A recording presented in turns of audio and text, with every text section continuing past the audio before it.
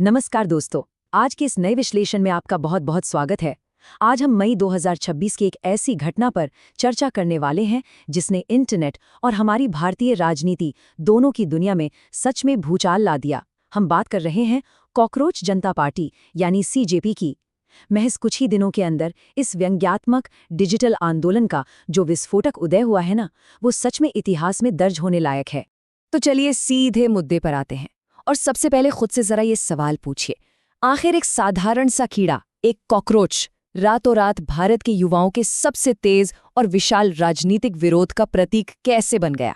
मतलब ये सिर्फ एक मीम नहीं है, बल्कि एक पूरी पीढ़ी के गुस्से की आवाज है। आइए समझते हैं कि ये सब आखिर शुरू कैसे हुआ। तो इस पूरे बवाल की शुरुआत आखिर कहाँ से हुई? चलिए उस विवादित टिप्पणी की बात करते हैं जिसने इस आग को हवा दी। बात 15 मई 2026 की है।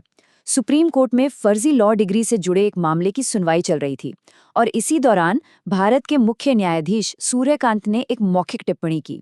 उन्होंने कहा, कुछ युवा कॉकरोच यानी तिलचट्टे की तरह हैं जिन्हें कोई रोजगार नहीं मिलता या पेशे में कोई जगह नहीं मिलती और वो मीडिया या सोशल मीडिया एक्टिविस्ट बनकर हर किसी पर हमला करना शुरू कर देते हैं। बस यही वो सटीक बयान था जिसने इंटरनेट पर मानो आग लगा दी। अब यहाँ दिलचस्प बात यह है कि विवाद जैसे ही बढ़ा, अगले ही दिन यानी 16 मई को मुख्य न्यायाधीश ने अपना स्पष्टीकरण भी दे दिया।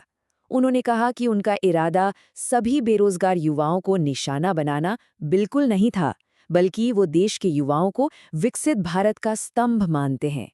लेकिन डिजिटल दुनिया में जो नुकसान होना था वो हो चुका था और युवाओं का आक्रोश पूरी तरह भड़क चुका था। और बस यहीं से एंट्री होती है सीजेपी की और उस इंसान की जिसने इसे शुरू किया। मिलिए अभिजीत दीपिक से। ये 30 साल के हैं, अमेरिका की बॉस्टन यूनिवर्सिटी से पब्लिक रिलेशंस में ग्रेजुएट हैं और आम आदमी पार्टी के पूर्व सोशल मीडिया रणनीतिकार रह चुके हैं। पीआर की उनकी इसी विशेषज्ञता और पुराने राजनीतिक अनुभव ने उन्हें भारत की जेन जी पीढ़ी की कुंठा को एक व्यंग्यात्मक लेकिन बेहद शक्तिशाली प्लेटफॉर्म में ढालने में मदद की। उन्होंने इसी कॉकरोच तंज को पकड़ा और उसे अपना ब्रांड बना लिया।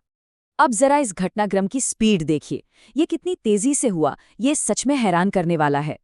15 मई को अदालत में टिप्पणी होती है। 16 मई को अभिजीत मजाक में सीजेपी की वेबसाइट और सोशल मीडिया लॉन्च कर देते हैं।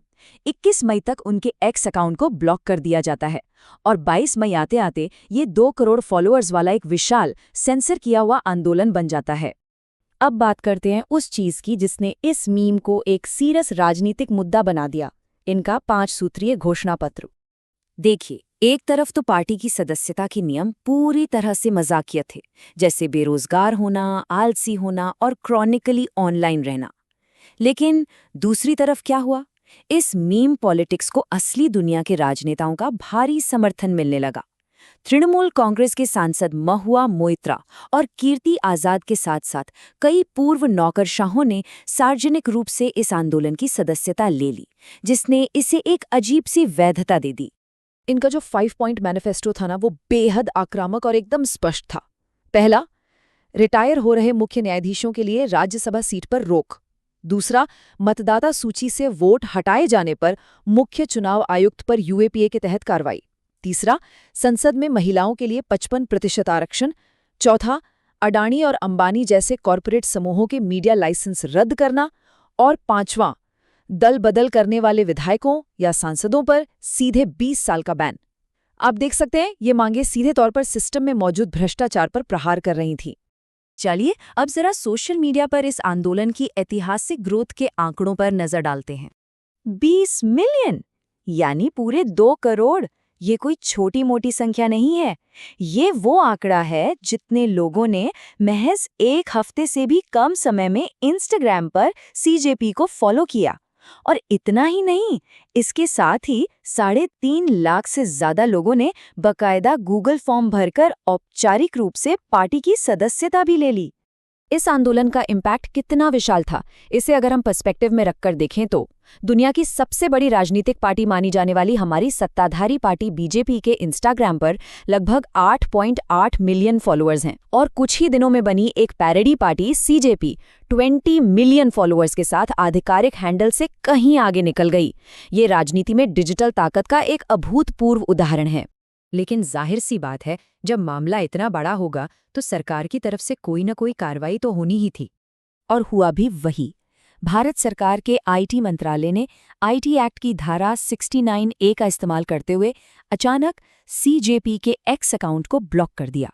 ये कार्यवाही इंटेलिजेंस ब्यूरो यानी आईबी के उन इनपुट्स पर आधारित थी जिनमें ये दावा किया गया था कि इस अकाउंट का भड़काऊ कंटेंट भारत की संप्रभुता और राष्ट्रीय सुरक्षा के लिए सीधा खतरा पैदा कर रहा है। और हाँ, बात सिर्फ डिजिटल अकाउंट ब्लॉक होने तक नहीं रुकी, चीजें असल जिंदगी में भी काफी डरावनी होने लगीं। सीजेपी के संस्थापक अभिजीत दिपके को व्हाट्सएप पर जान से मारने की धमकियां मिलने लगीं। अज्ञात लोगों ने उन पर भारी दबाव डाला कि या तो वे अपने सोशल मीडिया अकाउंट्स तुरंत बंद कर दें या फिर सत्ताधारी पार्टी में शामिल हो जाएं। तो इन सब के बाद एक बहुत बड़ा सवाल हमारे सामने आता है, क्या इस पूरे घटनाक्रम को हम सिर्फ इंटरनेट पर चलने वाला एक अस्थायी मीम मान सकते हैं? बिल्कुल नहीं। ये महज एक चुटकुला नहीं है, बल्कि ये उन गहरी सामाजिक आर्थिक समस्याओं का विस्फोट है जो हमारे समाज में बहुत लंबे समय से सुलग रही थीं।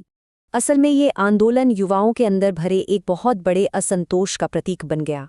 यहाँ सबसे क्रूशल पॉइंट ये है, आज भारत में ग्रेजुएट युवाओं की बेरोजगारी दर 29.1% है। ये दर बिना पढ़े लिखे लोगों की बेरोजगारी दर से पूरे 9 गुना अधिक है। जरा सोचिए, जब हाथ में डिग्री हो और नौकरी न हो तो सिस्टम के प्रति निराशा होना बहुत स्वाभाविक है। मुख्य न्यायाधीश की उस टिप्पणी ने अनजाने में युवाओं की इसी दुखती रग को दबा दिया था। आप देखिए, सीजेपी का उदय यूं ही किसी वैक्यूम में नहीं हुआ। उस वक्त ग्राउंड पर बहुत कुछ चल रहा था। नीट यूजी जैसी बड़ी परीक्षाओं के पेपर लीक हुए, छात्रों ने सड़कों पर उतरकर शिक्षा मंत्री के इस्तीफे की मांग की, देश में भयंकर आर्थिक असमानता को लेकर गुस्सा था, और सबसे बड़ी बात, आज की युवा पीढ़ी को सच में ये लगता है कि हमारी औपचारिक राजनीति में उनका कोई प्रतिनिधित्व ही नहीं है। वैसे इंटरनेट की दुनिया है तो ड्रामा तो होगा ही। सीजेपी को टक्कर देने के लिए ओगी जनता पार्टी या ओजेपी नाम का एक प्रतिद्वंदी गुट भी सामने आ गया। ओजेपी ने अभिजीत के पुराने राजनीतिक संपर्कों का खूब मजाक उड़ाया और अपना पूरा फोकस पशु कल्याण की ओर मोड़ दिया। ये चीज साफ दिखाती है कि भारत में मीम पॉलिटिक्स अब कितनी ज्यादा जटिल और गहरी हो चुकी है। अब हम इस चर्चा के बिल्कुल अंत में हैं, लेकिन एक सवाल है जो मैं आपके लिए छोड़ना चाहता हूं। जेन ज़ी द्वारा चलाया गया ये मीम आधारित डिजिटल विरोध क्या सच में आने वाले चुनावों में कोई जमीनी और वास्तविक बदलाव लाएगा, या फिर कुछ समय बाद ये इंटरनेट के इतिहास में महज एक और वायरल ट्रेंड बनकर धुंधला हो जाएगा? आप क्या सोचते हैं? इस विश्लेषण में हमारे साथ जुड़ने के लिए आपका बहुत बहुत धन्यवाद। मिलते हैं अगली बार।